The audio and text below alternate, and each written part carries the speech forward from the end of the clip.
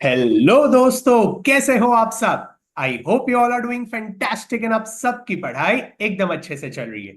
And today in this video we have none other than Harshit Garg with us, who has scored a phenomenal 96 marks in self-paced online module set B, which is SCPM।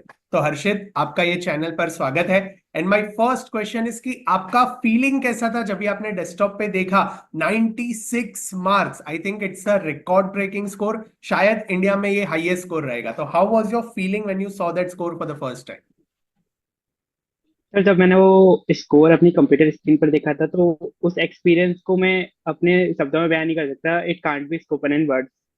So it is a feeling that, मतलब आपने जितना भी hard work किया, आप देख रहे हो कि लोग लिंक्डइन पे पोस्ट देख रहा था कि मैं लोग दो दो तीन तीन दिन में लेके पास कर रहे थे, लेकिन मैंने फुल्ली इनको कुछ ज्यादा टाइम दिया था। तो मुझे लगा कि मेरा हार्ड वर्क वहां पे फुलफिल हुआ, हार्ड वर्क मेरा पे ऑफ हुआ था। ओके, सो अगर आप हार्ड वर्क करते हो तो रिजल्ट्स वैसे मिलते हैं और वो आपके स्कोर में हमें यस सर। दिखे। नाउ हमें बताइए कि आपने रिसोर्सेज कौन से यूज किए थे, यानी आपने कहाँ से पढ़ा था, कैसे पढ़ा था, आपकी स्ट्रैटेजी कैसी है। Because I am sure each and every student watching this video, वो सबको जानना है कि 96 मार्क्स आ भी सकते हैं, और अगर आ सकते हैं तो कैसे आ सकते हैं, हमें कहाँ से पढ़ना है, कैसे पढ़ना है। तो सबसे पहले आप हमें बताइए कि आपने कौन से रिसोर्सेज यूज किए थे। Sir, one thing I have done that, जब मेरी आर्टिकलशिप चल रही थी, जब अप्रैल का पीरियड था, तो स्टैट्यूटरी ऑडिट का समय चल रहा था, तो that was the hectic period. तो उस टाइम पे सेल्फ स्टडी करना इज अ बिग थिंग। तो उस टाइम मैंने आपकी क्लासेस ऑर्डर की थी, तो उससे मैंने आपकी जो कॉन्सेप्ट वीडियोस थी, तो उस टाइम मैंने वो आपकी कॉन्सेप्ट वीडियोस कंप्लीट की थी। तो दैट्स द टाइम, जब तक मेरी आर्टिकलशिप खत्म हुई मैंने आपकी कॉन्सेप्ट वीडियो सारी फुलफिल कर ली थी। उसके बाद जब मैं अपनी आर्टिकलशिप से लीव पर आया, तो मेरे पास दो एग्जाम थे, लॉ का एंड कॉस्ट का। तो सबसे पहले तो मैंने अपना 16 तारीख का लॉ का एग्जाम का स्लॉट बुक किया था। उसके बाद 30 मई का मैंने कॉस्ट का बुक किया था। तो there is a 10 to 12 days in my hand for the preparation of the cost। तो उस टाइम में मैंने क्या किया था, there is a 13 chapters in this subject. तो हर हर चैप्टर को मैंने अपना एक एक दिन दे दिया था कि एक एक दिन में मैं उस चैप्टर को कंप्लीट करूंगा। तो हर दिन मैं क्या करता था, उस चैप्टर की आपकी जो 160 पेजेस की बुक थी, उससे रीड करता था। देन अंडरस्टैंडिंग लेता था। कोई भी टॉपिक ऐसा रहता था कि मेरे को समझ में नहीं आ रहा है, तो मैं आपको की कॉन्सेप्ट वीडियोस दोबारा चला के देखता था। तो देन उसके बाद में जो स्टडी मटेरियल है आईसीआई का, तो उसके जितने भी इलस्ट्रेशन दे रखे हैं, प्रैक्टिकल क्वेश्चन दे रखे हैं, वो सॉल्व किया करता था। उसके बाद जितने भी उस चैप्टर से रिलेवेंट आईसीआई पोर्टल पे हमें केस स्टडीज दे रखे हैं, तो उसको सॉल्व किया करता था।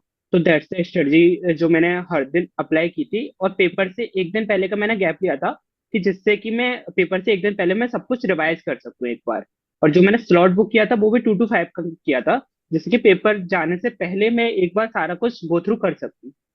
ओके, तो जहां तक हमें समझ में आ रहा है, आपने हमारा जो 160 पेजेस का कॉन्सेप्ट बुक था वहां से आपने कॉन्सेप्ट रिवाइज किए, और जो कॉन्सेप्ट वीडियोस है जो हमारे फास्ट ट्रैक बैच में इंक्लूडेड है, वो कॉन्सेप्ट वीडियोस आपने सारे देखे। And then you solve yes. All the illustrations of ICAI module, और फिर आईसीआई पोर्टल पे वो लोग ने जो बीएस पोर्टल पे एमसीक्यूज वगैरह दिए हैं केस स्टडीज के, वो सारे आपने सॉल्व किए थे। तो मोटा मोटी these are the yes. Resources that you had used.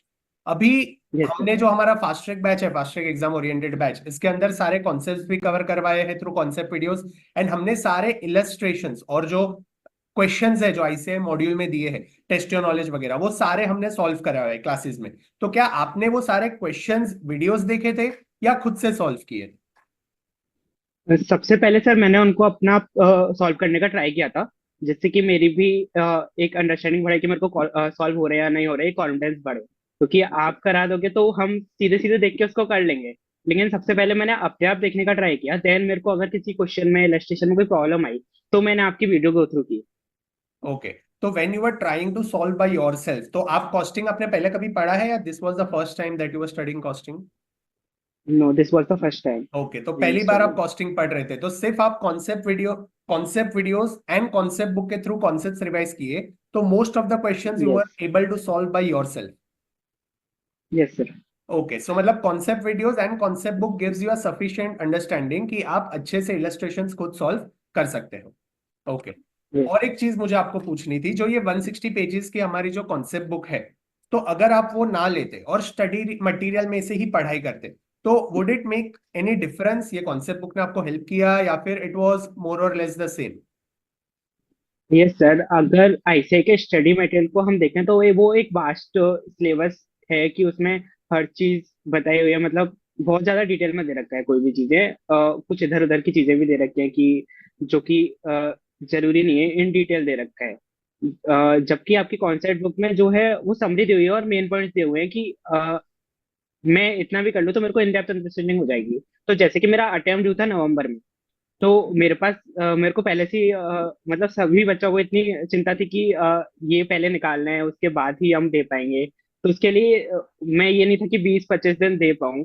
तो इसलिए मैंने आपकी कॉन्सेप्ट बुक से ही गो थ्रू किया सारा, जिससे कि मेरे को इन डेप्थ अंडरस्टैंडिंग हो पाई उन 9 to 10 डेज में। ओके, सो 9 to 10 डेज में आपने concept book and concept videos देखे, तो you are able to score a fantastic score of 96 marks.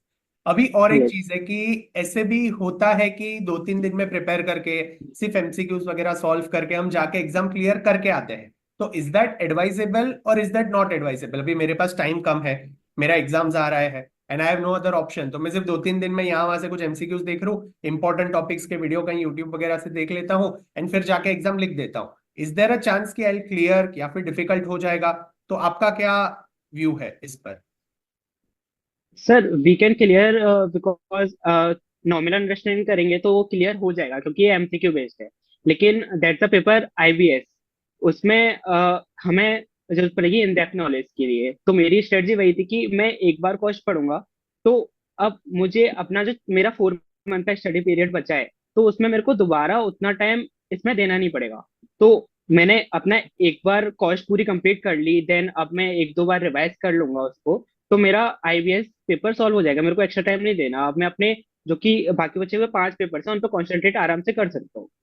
Okay, so मतलब पेपर 6 आईबीएस के लिए तो इन डेप्थ नॉलेज होना जरूरी है, हेंस अगर एक यस बार के लिए हम प्रॉपर क्लासेस वगैरह लेके खत्म कर दे तो आईबीएस के लिए भी वो बेनिफिशियल रहेगा एंड हमारा एसपीओएम का जो एससीपीएम पेपर है वो भी एकदम कंफर्टेबली निकल जाएगा। अभी वन मोर एक क्वेश्चन था कि शायद हम बिना प्रिपेयर करे ही चले जाए एग्जाम में, तो पेपर का लेवल क्या होता है? क्लियर कर पाएंगे कि डिफिकल्ट हो जाएगा? या फिर आपका जो पेपर था वो कैसा था? ये जो आईसीआई पेपर्स पूछ रहे हैं एमसीक्यू बेस्ड पेपर्स, उसका डिफिकल्टी लेवल क्या है? सर, मेरा जो पेपर था वो एक एवरेज लेवल का पेपर था, क्योंकि मेरे को ऐसा लग रहा था कि मेरे को सारी चीजें पता है उस पेपर में।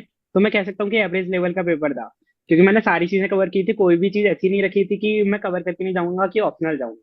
तो मेरे को वो अपना पेपर एवरेज लगा। लेकिन बात है कि कोई भी स्टूडेंट बिना प्रिपेयर करे जाएगा तो क्लियर होगा कि नहीं, तो मुझे नहीं लगता कि वो क्लियर हो पाएगा, क्योंकि आईसीआई उसमें थ्योरी भी पूछ रही है, देन प्रैक्टिकल भी पूछ रही है। तो सम क्वेश्चंस होते हैं कि आपको ऑप्टिमल प्रॉफिट निकालना है, तो वैसे क्वेश्चंस हो सकता है कि ऑप्शंस के बेसिस पे बच्चे सॉल्व कर दें। लेकिन थ्योरेटिकल जो बिल्कुल थ्योरेटिकल क्वेश्चंस हैं या फिर इन डेप्थ प्रैक्टिकल वाले क्वेश्चंस हैं, वो सॉल्व कर पाना बहुत ज्यादा मुश्किल है। ओके, तो यानी हम थियरी इग्नोर कर सकते हैं या फिर प्रैक्टिकल इग्नोर कर सकते हैं, ऐसा कुछ है कि हमें दोनों पे इक्वल फोकस देके पढ़ना पड़ेगा क्योंकि ऐसा ही कुछ भी पूछ रहा है? यस सर, हमें दोनों पे इक्वल फोकस करना पड़ेगा, क्योंकि वेटेज मेरे पेपर का ये था कि 50% थ्योरी थी एंड 50% प्रैक्टिकल था। तो कोई भी चीज हम ऑप्शनल में नहीं रख सकते। ओके, सो ये एक ऐसा पेपर है जहां पर कुछ ऑप्शन में नहीं रख सकते because I can ask from anything and anywhere can be asked. Yes तो यहाँ पर ओवरऑल हमें पता चल रहा है कि जो कॉन्सेप्ट बुक था in exam oriented fast track batch है हमारा, that has helped you a lot. So for so many students who yes don't know, let me just tell you, जो हमारा fast track exam oriented batch है, it is divided into 3 parts, जिसके अंदर 35 hours के concept videos है, 35 hours के question videos है and 5 hours के एमसीक्यू वीडियोस है, जहां पर हमने सारे मॉड्यूल के जितने भी कॉन्सेप्ट्स है वो सब हमने कॉन्सेप्ट वीडियोस में कवर किए हैं। तो अगर आपके पास टाइम कम है, जैसे हर्षित ने भी किया है कि उन्होंने सिर्फ कॉन्सेप्ट वीडियोस देखे थे हमारी कॉन्सेप्ट बुक रेफर करके, तो उसके बाद वो सारे क्वेश्चंस खुद से सॉल्व कर पाए थे। तो अगर आपके पास टाइम कम है तो आप सिर्फ वो कॉन्सेप्ट वीडियोस देखकर भी एग्जाम में जा सकते हो and if you have time तो आप इलस्ट्रेशंस वगैरह नेक्स्ट 35 आवर्स में सारे सॉल्व करके कवर करके फिर एग्जाम में जा सकते हो। तो आपका जो सेल्फ पेस्ड ऑनलाइन मॉड्यूल का पेपर है वो तो सॉर्ट हो जाएगा और साथ में जो पेपर 6 आईबीएस है वो भी आपका एकदम अच्छे से सॉर्ट हो जाएगा। तो हर्षित, अभी आपको पेपर 6 आईबीएस के लिए कैसा कॉन्फिडेंस है? Like will you be able to clear, कि अभी आपको वापस पूरा कॉस्टिंग देखना पड़ेगा या कैसा है?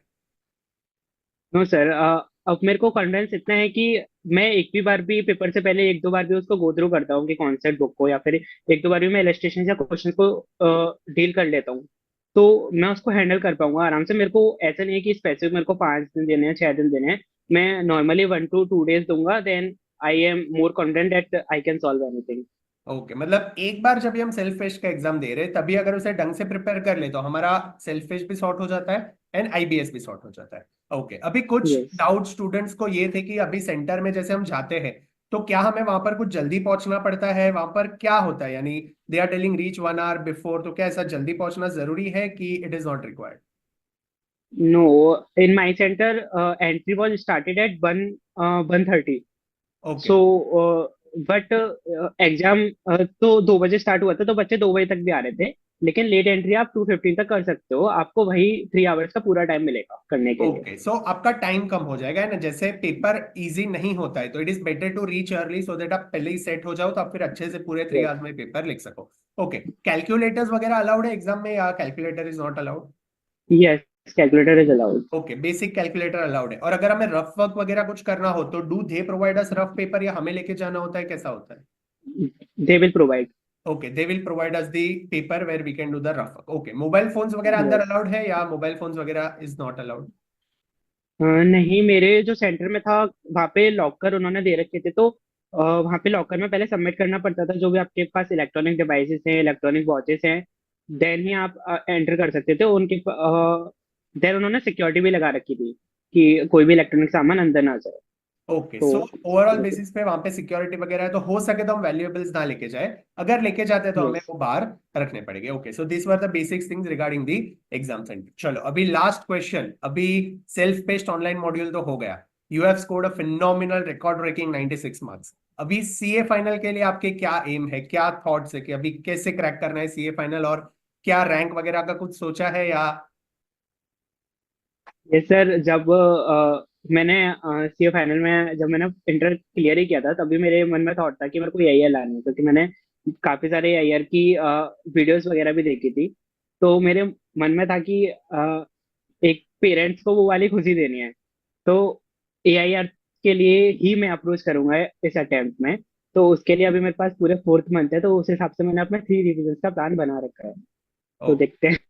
Excellent. So all India rank के लिए एम तो करना है, जैसे वो कोटा फैक्ट्री की यस। सीरीज में वो लोग कहते हैं कि do not dream but aim, क्योंकि एम पूरे किए यस। जाते हैं, इसीलिए you have an aim to get an all India rank. So we all will pray to God कि आपको जरूर ऑल इंडिया रैंक आए, और आपके पेरेंट्स के चेहरे पर जो आपको खुशी देखनी है वो जरूर खुशी आएगी। आप चार्टर्ड अकाउंटेंट भी बनोगे एंड आपको रैंक भी आएगा तो जरूर आप भी फील प्राउड करोगे और आपके पेरेंट्स भी प्राउड फील करेंगे। तो I hope this video was useful to you all. आप सबको ओवरऑल हर्षित की क्या स्ट्रेटेजी थी टू स्कोर 96 मार्क्स वो पता चल गया था। उन्होंने हमारी कॉन्सेप्ट बुक यूज की है 160 पेजेस की, एज वेल एज हमारा exam oriented fast track batch use किया है। तो अगर आप भी concept book and fast track batch लेना चाहते हो then you can visit my website camananpujara.com और वहां से आप परचेज कर सकते हो। ठीक है, so once again thank you so much Harshit for giving time.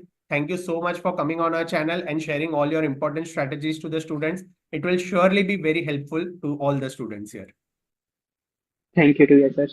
Okay, तो ये वीडियो को आप सब ने अगर यहां तक देखा है तो do hit the like button. अगर ये चैनल को आपने सब्सक्राइब नहीं किया है then do hit the subscribe button so that आप आने वाले सारे इंटरेस्टिंग वीडियोस को मिस ना करो। मिलते हैं अगले वीडियो में। यहां तक हमें सुनने के लिए थैंक यू सो मच।